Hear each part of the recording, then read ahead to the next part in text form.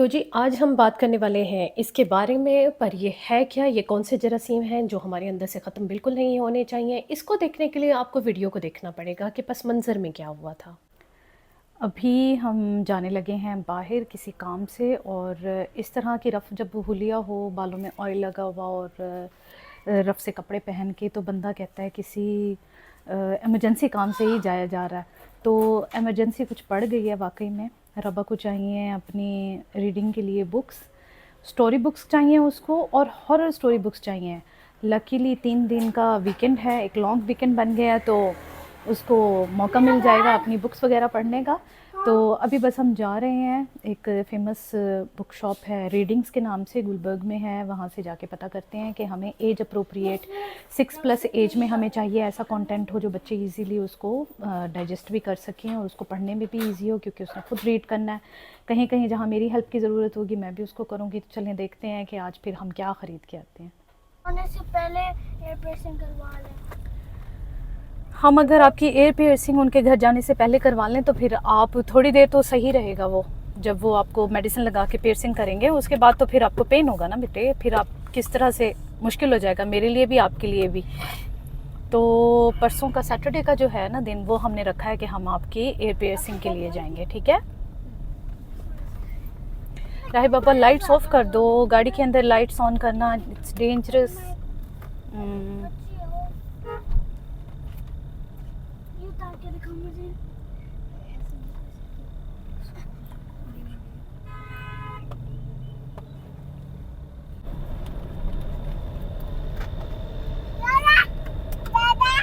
मैं एक बैग लेकर आई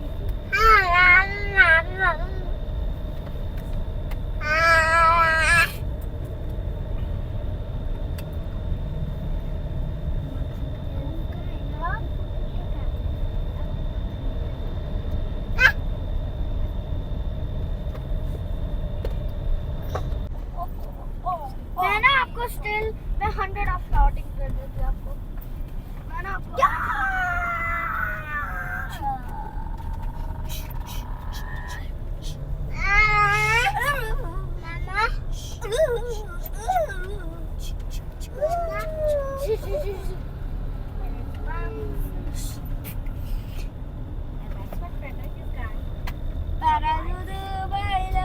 What the hell?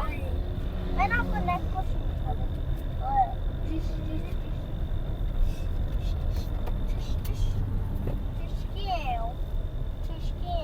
ये बताओ ज़रा, दोनों को हॉरर स्टोरीज चाहिए या आपको तो आप कुछ और स्टफ चाहिए, कुछ मुझे और हॉरर content? स्टोरीज, मुझे हाफ फनी चाहिए half horror. Half funny half horror, एक ही बुक के अंदर दोनों चीज़ें। नहीं नहीं नहीं, कुछ आपको कॉमिक बुक्स चाहिए, कुछ आपको हॉरर चाहिए, और रबा आपको? मुझे मुझे सारी हॉरर चाहिए। और मैं आपसे परसों बात कर रही थी सस्पेंस स्टोरीज की भी, वो चाहिए। हाँ जी, हॉरर वाली वो वाली। At least we should try. हाँ, I don't want suspense.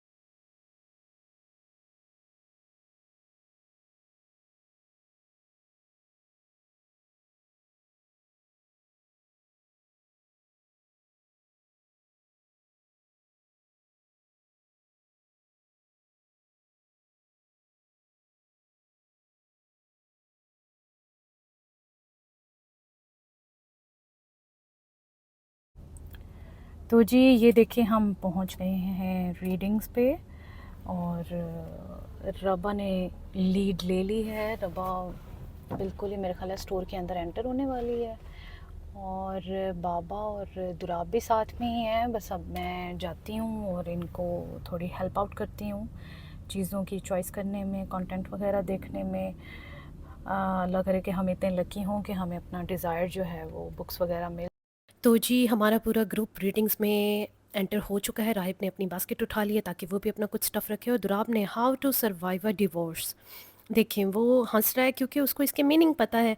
आप ये नहीं कह सकते कि इस एज में जब 7-8 साल का बच्चा है वो, और वो आज के दौर का है, तो उसको बातें पता नहीं होंगी।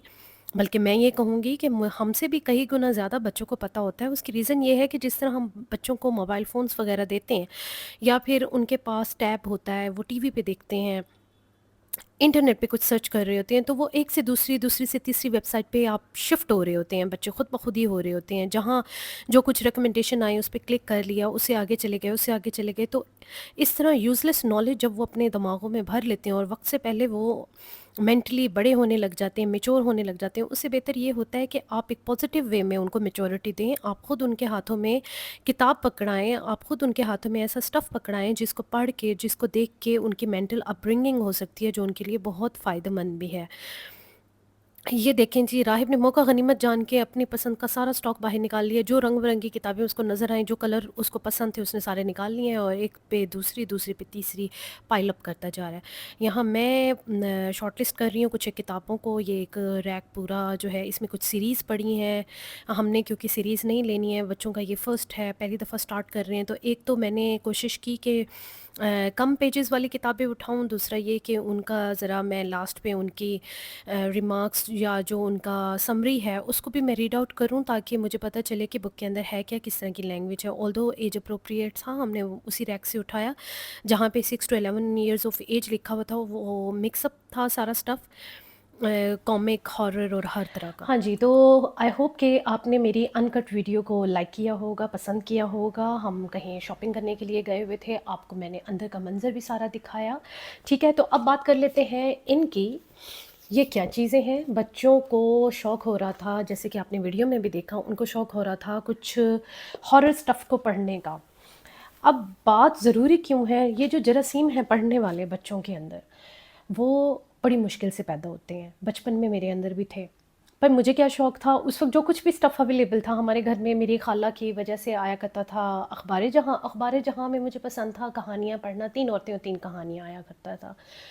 लेकिन वो मेरा इंटरेस्ट था अपना ही। लेकिन वो मुझे पढ़ने की इजाज़त नहीं थी कि ये आपके एज अप्रोप्रिएट नहीं है, जब आप बड़े होगे तो आप इनको पढ़ सकते हो। अभी आप सिर्फ़ फ़ोकस करो अपनी सिलेबस की किताबें पढ़ने में।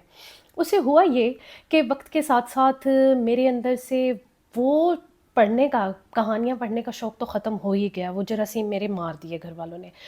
लेकिन साथ के साथ ही मेरे अंदर से बुक रीडिंग की जो हैबिट थी, या कंटेंट अदर देन आपका जो स्कूल का सिलेबस होता है पढ़ने की, वो आदत भी मेरी ख़त्म हो चुकी थी वक्त के साथ साथ। तो ये एक बड़ा लैकिंग पॉइंट होता है। कहते हैं कि किताबें आपकी सबसे अच्छी दोस्त होती हैं। आपको जो मर्ज़ी कंटेंट पसंद है, आपके बच्चों को जो मर्ज़ी कंटेंट पसंद है, कम से कम उनकी जो आदत है पढ़ने की, उसको ख़त्म होने से बचाने के लिए आप उनको सपोर्ट कीजिए। मैं किताबें लेके आई, कौन-कौन सी हैं, ये ज़ॉम्बी है, राबा के लिए लेके आई हूँ। इसके साथ ये वाली बुक है, इसका नाम है फ्रैंकेनस्टाइन। ठीक है?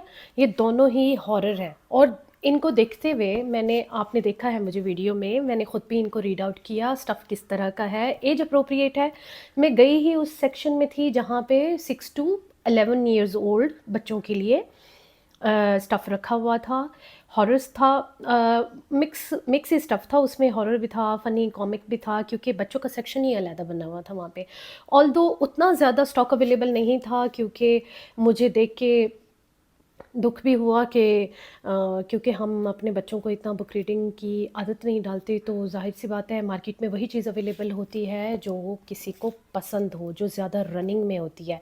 कोई भी बिज़नेसमैन अपने पैसों को यूँ ही फँसाएगा नहीं कि जो चीज़ बिक नहीं सकती और वो लेके आए, ठीक है? तो इसको, ये बैक साइड से पढ़ के मुझे आइडिया हो गया था कि इसके अंदर क्या-क्या चीज़ें इंक्लूड हैं, इसमें क्या कैरेक्टर्स हैं, इसमें लैंग्वेज किस तरह की यूज़ हुई हुई है, इसमें इस तरह पिक्चर पिक्चर्स के साथ जो है उसकी इंफॉर्मेशन, पूरी स्टोरी एक पिक्टोरियल स्टेट में भी स्टोरी को उन्होंने बताया हुआ है, साथ के साथ ही टेक्स्ट भी लिखा हुआ है ताकि बच्चों को रीडिंग की हैबिट हो। ऑल्दो रबा अभी छोटी है but at least she is trying. उसको क्योंकि शौक़ था हॉरर स्टफ़ पढ़ने का तो वो ये लेके आई है, और दुराब को भी हॉरर स्टफ़ लेके आने का शौक़ था, वो लेके आया है। इसमें सीक्रेट एजेंट ममी, इसमें से उसने 4 चैप्टर्स भी इसके रीड कर लिए और वो कह रहा है कि मम्मा ये बहुत अच्छी बुक है। इस बुक के ऊपर हमें ऑफ़र भी मिली थी, एक्चुअल इसकी जो प्राइस थी वो कुछ ज़्यादा थी, तो हमें मिली है ये 1145 की। तो मैं सपोर्ट करूँगी शॉप वालों को, अगर वो उन्होंने ऑल्दो अपने पास एक ऑन द स्पॉट एक कह रहे हैं कि लाइब्रेरी भी रखी हुई है, आप बुक वहाँ से उठाएं और पढ़ें, चाहे सुबह से शाम तक पढ़ते रहें। साथ के साथ अगर वो एक इस तरह से भी कर लें, एक नया स्टेप लें कि बुक रीडिंग की हैबिट लोगों में डेवलप करने के लिए, और लोगों की जेब से पैसे भी कम खर्च हों और उनकी वो आदत पढ़ने की और शौक़ भी बुक पीने का, किताब पीने का ख़त्म ना हो, वो इस तरह कर सकते हैं कि ख़रीदी हुई किताबों को भी वो कुछ अरसे का टाइम दे के, टाइम पीरियड आप उनको डेडलाइन दे दें ख़रीदार को कि इतने दिनों में आप अगर वापस कर देंगे तो आपको इसके बदले और किताब मिल सकती है। इस तरह जेब से कम पैसे खर्च होंगे और ज़्यादा से ज़्यादा जो स्टफ़ है वो हम पढ़ने के काबिल हो सकेंगे, ठीक है?